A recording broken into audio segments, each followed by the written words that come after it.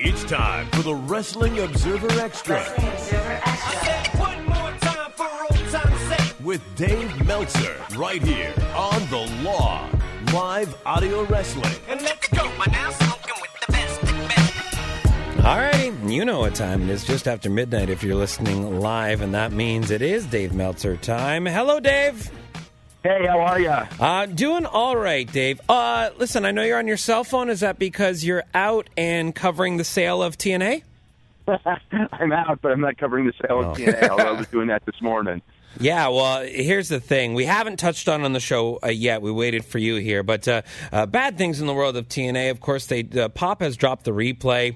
A lot of the executives have moved out of the office, and it's been said you were reporting that they moved into the warehouse. We've been heard that... They actually don't do that till the first of the month. They're still in the old office. But they're moving the first of the month. So the purchase of the company, you have the new investors. These new set investors are in charge of like flying the talent. Like they're already giving money in here, are they not? They've been funding. I don't know if they've been funding the entire company, but they definitely funded the last television taping, and I'm sure that they're funding this current television taping that starts, I believe, on Thursday. So do you know? Yeah, they're. Do you know who these people are, Dave? I have an idea who they are, but it's kind of I have to get, you know what I mean? But yeah, I have a good idea who they are, and there are people involved in wrestling in this company. But it's not a wrestling company. It's not anything that anyone would know. It's not like it's Ring of Honor or it's another wrestling company itself. It's a company that happens to have a couple of people that are ex-wrestlers involved in it. So it's not something like Eric Bischoff once again trying to take over a wrestling company or something. Nothing with Bischoff, as far as I can tell. No. Interesting. Now this, but yeah, there. I mean, again, and I mean, there's probably going to be changes, but who knows what those changes are? So, but nothing's happened. Nothing's happened yet, but it's got to be pretty imminent, you know, because again, they're funding the company, and they're renting to own, so to speak. one of the stumbling blocks in the past with TNA is Dixie Carter. I mean, there was an offer on the table that Dixie refused because she wanted to maintain 51% of the company and also still be an on-air player in the company. Now, with this particular deal, have you heard what this means as far as Dixie goes? Is this a majority sale of the company, or is this just money coming in funding 49%? That's the big question, but everyone seems to think it's probably going to be a majority because they've got the leverage and she doesn't. So, that was, I mean, all the talks were certainly about the idea of people putting money in and her maintaining at least 51%. But from what I gather, there's like another player involved. So she's trying to, I don't know if she's trying to make a deal with that other player so she can maintain control or what is all going down. Wow. But as far as the people who are looking at buying it, yeah, I mean, they're certainly looking to buy it with majority control. So we're talking like a whole new company running TNA then if this goes down. If this goes down, right. Wow. Because think about that, though. Like, if you're an outside company and you're coming into TNA, and this woman who has driven the company into the ground is still there running it, what motivation do you have? That's just putting bad money and letting it good money after bad there. Yeah, and it may be anyway, even without that, because like, what do you do with TNA to turn this thing around? I mean, you've got the TV deal in the UK, you've got the TV deal in the US, and you've got the TV deal in India. So those are the big pluses that you're buying. But I've got to think that you've got to rebrand it because I just think the name has got such a bad reputation. But you've got to redo the whole thing because, the idea of TNA wrestling, it's just so low right now that, you need to start fresh with like a new look. And I don't know what you do as far as like new talent because it's not like you can go and bring in a whole bunch of talent from anywhere in the world because TNA tried that. So, yeah, I mean, even if you're buying it for control, it's man, I don't know how you turn this one around and make this one profitable. And you talk about the TV, Dave. Even it sounds to me like the American TV deal could be in jeopardy as well because Pop is dropping the replays. They're only going to show it on Saturday mornings or something now. Like to me, it even looks like who knows if they'll have TV for much longer. Yeah, that I don't know, but I mean, I know what the pattern is, and it's the same pattern as last year, so I know where you're coming from. Where they dropped the Thursday night replay, and it's like I did not see that as a good sign at all. Okay, well, let's flip over from there to WWE. One of the big news stories this week was the off-and-on relationship of The Undertaker and the European tour. That's right. He was going on the whole tour, then on nothing, then on 2 dates, then on no dates. Now, Shane McMahon and Triple H have been added to the European tour. Undertaker officially not on the tour. What does this mean for The Undertaker and WWE? Also playing off the fact that he did drop his gloves in the ring at WrestleMania. Well, we talked about it right after WrestleMania that he was telling people at the after party that, like, he didn't say, I am retiring, but he was saying, I think that's it. And then when he was, he had been previously booked in the European tour all along. Yeah. And I figured, well, he would do the European tour, because that's a previous engagement and everything. And then it was he cut back on the European tour, then he was out, then he was in. It was a really weird week because I think that I don't know what the deal is. It's obviously his call and not theirs. Is it what he wants to do? But the thing is like the key to all this is I think that he doesn't know, because if he knew, it would have been okay. I'm not going. Period. Yeah. It feels like he's wavering towards being done, but he's not sure, and he wants to. There's probably a part of him that wants to keep going, and there's a part of him that doesn't want to keep going, and I think that those are conflicting. That's what it looks like from the outside, anyway. Is it at all health related, Dave? I mean, I know they were going to put him in tag matches and he wouldn't have to do much anyways. But I mean, is it perhaps health related? He just doesn't want to make the trip. I don't think it's the trip. I mean, the trip is hard, but it's not. The trip's not an impossible thing. I think it may be a situation of pride, in the sense of I think he's got a lot of loyalty to the company and wants to do the right thing for the company, but there's also the feeling of I don't think he wants to go and not be able to do anything. And maybe, maybe that match with Shane McMahon, and then, I don't know. I don't know how he's feeling, but, in the match with Shane McMahon, I mean, you could tell it wasn't the same guy as a year ago. It wasn't, and it certainly wasn't the same guy as, even though the match 2 years ago wasn't good, that's because he had a concussion, but it certainly wasn't the guy who had those matches with Brock Lesnar not all that long ago. Right. True. I mean, I could see his hesitancy might just be because, like, the last match The Undertaker has is against Shane McMahon. Yeah, he wants. What a bad way to go out. Yeah, that's true. For someone like him, that's not exactly your greatest final match. I think, Dave. Right, but on the flip side, because this is something that had been talked about for probably 3 or 4 years, the idea of retiring at the stadium in front of the biggest crowd ever.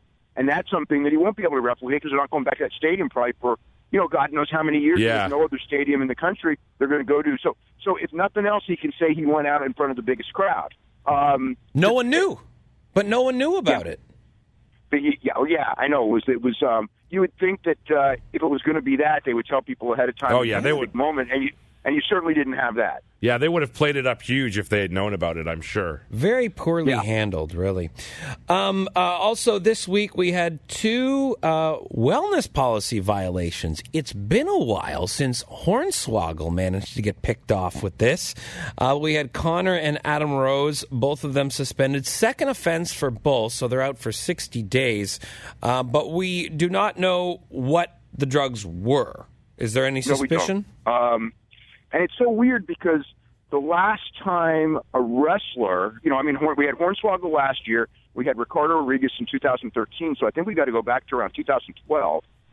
And now we have 2 on the same day on Friday. That is really, and it was a week of 4 UFC violations. Yes. But that is like really weird, is all I can say. I mean, it's like I don't know what to say about it. And the other part is it's 2 completely expendable guys. Yeah. Mm-hmm. And they're both past 35. And, if I was either of them, this would be scary because if they're looking to make cuts and these guys already have 2 strikes and they're 36 and going nowhere, or 35, whatever, that's not a good place to be. Definitely not. Also this week, out not for wellness policy violations, but for his personal wellness, is Bray Wyatt. What's the update on Bray's injury? The only thing we know is it's a calf injury. He was sent home, and we haven't heard a diagnosis. So, it was on the first day of the tour. Well, obviously, it's serious if they sent him home from the tour, then. Obviously, yeah. Yeah. Well, he went down hard. If it's a minor injury or a strain, you would think. I mean, as I recall, if you remember when Bray Wyatt wrestled Undertaker, I mean, he was hurting real bad, and he went through and did the match no problem. So he's a mentally tough guy. So the idea that he had to stop the match 2 minutes in, that tells you right there it was a serious injury. Right. Along with that, John Cena debuted with American Grit this week, the reality show on Fox, but I'd never know that if I was watching WWE programming. Yep. Well, I think the story on that is just because it's going head-to-head with SmackDown, and they don't want to siphon viewers away from SmackDown by promoting somebody else's show, even when it's John's show. That's the only thing I can come up with, and it makes sense because, let's face it, you don't want to tell people, hey, you can watch John Cena on another channel when SmackDown's numbers are, they're okay, but you don't want to make them lower. Well, and the whole thing has been to add SmackDown to USA to pump their numbers up. USA is obviously not going to want them promoting another show on one of their programs. Well, certainly not head-to-head with them, but I don't think they'd want to promote another show against anything that USA has on prime time, considering how much USA is paying for them. Mm-hmm. Yeah, exactly. And tomorrow, Dave, for Raw, I mean, the preview on the WWE website seems to hint that Stephanie and Hunter will finally be back with Shane tomorrow night. Have you heard anything about this? I have not heard, but I guess it's time. The whole Shane thing is just so weird. I mean, the show was great this week, but the logic of him being there is absolutely ludicrous, right? But I like the idea of them presenting him as someone who's bringing new faces to the show and to the company. I think that's great, but the whole logic behind it is pretty ridiculous. Well, I mean, I'm certainly in favor of a fair babyface GM after all the years of a heel GM. Right. It's been so long. But on the flip side, it's like he lost the stipulation, and then he gets it. And, but the thing is, when he got it, he was supposed to fire them, and now they're back. And so, yeah, exactly. Yeah, exactly. Yeah, there was way too many holes in the storyline. That's not a good thing when they do a major stipulation down the line, because this was as big a stipulation as you got, and right. they reneged on it they reneged on it the next day. Yeah, pretty ridiculous. Is Vince going to be back, or is he out of the picture now for a while too? I have no idea. I mean, every time, he goes off TV, it's always with the idea that he's never coming back, right. But he always does. Right. Because he doesn't want to be a TV character as good as he is. But, then the ratings go down and, they go, well, Vince is good for ratings. Although I think that we're getting diminishing returns on that one. I don't think if Vince was on the show this Monday or not, I don't know if the rating is going to be much better one way or the other. Right. Well, as long as social media likes it, though, Dave, everything's cool, right? I tell USA that when this contract comes through. Although the one thing I got to say, I mean, USA is doing so badly. I just checked up on how USA was doing this week, and if you take Raw out, I think that they would be, because you remember, and it's only 2 years ago. If they had lost Raw and they didn't have SmackDown, and they didn't have SmackDown 2 years ago, they would have still been number one. They've been fighting for number one, but they'd have been number one. Last week, if you take those wrestling shows out there, 13th place. That's a big drop for the rest of their programming. Wow.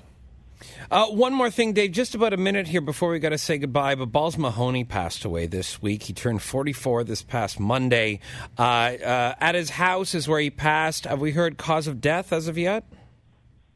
I have not heard a cause of death other than, he just got sick, and died relatively quickly. He had a bad fall a couple of days earlier, and he was on a walker. But that's really the only stuff that I've heard. Well, just another sad case. Yeah, I mean, is. 44. We had Axl Rotten pass away earlier this year. Proof that and Hack Myers right before that. That's yep. right. So that ECW lifestyle definitely did not do anyone any favors. What is coming up in the Observer, aside from the fact that TNA is probably going to be sold on Tuesday? We'll be covering that. Tuesday afternoon. I know. Yeah, exactly. I think that'll probably end up being the lead story, and then whatever else. I mean, nothing bad has happened in Europe other than the Bray Wyatt thing, so I don't know. I think that, we'll see what happens on Monday and Tuesday, and I don't know. Maybe I'm going to maybe do some more on Blackjack Mulligan after I did a little bit this week. Good. So, because he's an interesting character. Oh, so totally. Maybe some stuff on that, and that's kind of what I'm looking at. All right, Dave. Well, thanks for taking time out of, despite the fact you're away from your home today, and we'll talk to you next week at the same time. Okay, have a great week. You too. Dave Meltzer, WrestlingObserver.com is, of course, where you can find the Observer that we were just talking about.